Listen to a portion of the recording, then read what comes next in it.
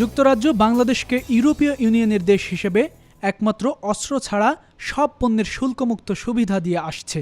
সম্প্রতি দেশটি ইইউ থেকে বেরিয়ে আসায় শুল্কমুক্ত পণ্য রপ্তানিতে শঙ্কায় পড়ে বাংলাদেশ।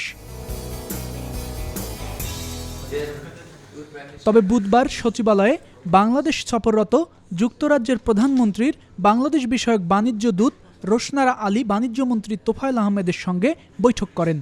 বৈঠকের পর তিনি জানান, ব্রেক্সিটের পরও বাংলাদেশের সঙ্গে যুক্তরাজ্যের বিরাজমান সুসম্পর্ক অব্যাহত থাকবে।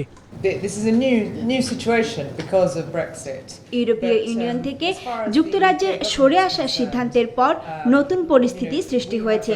তবে সেই পরিস্থিতিতে বাংলাদেশকে কিভাবে আরও সহযোগিতা করা যায় এ বিষয়ে আমরা পরিকল্পনা করছি। বাংলাদেশের সঙ্গে যুক্তরাজ্যের বাণিজ্যিক সুসম্পর্ক অব্যাহত থাকবে।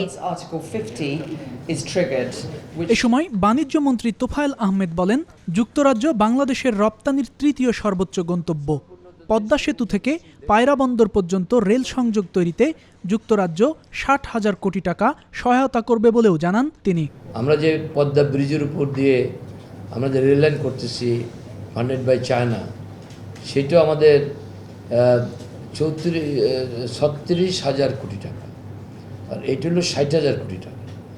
এবং আমরা ভবিষ্যতে আরও আমাদের ইউনাইটেড কিংডম থেকে এইভাবে আমাদের দেশের বিভিন্ন ইনফ্রাস্ট্রাকচার ডেভেলপমেন্ট কাজে তারা আগ্রহ ব্যক্ত করে আসবেন, এটি আমরা প্রত্যাশা করি। বাণিজ্যমন্ত্রী জানান, ব্রেক্সিট পুরোপুরি বাস্তবায়নের পর যুক্তরাজ্যের সঙ্গে আবারও বিভিন্ন বিষয়ে সমঝোতা হবে।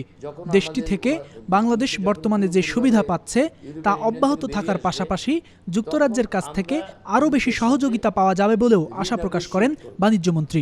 আমরা আলোচনার মধ্যে দিয়ে আমাদের দৃঢ় বিশ্বাস যে আমরা যেই সুবিধা এখন পাই এইটা আমরা পাবই। জুবায়ের আল মাহমুদ, নিউজ 24, ঢাকা। আমাদেরকে আরও বেশি সুযোগ সুবিধা দিবে।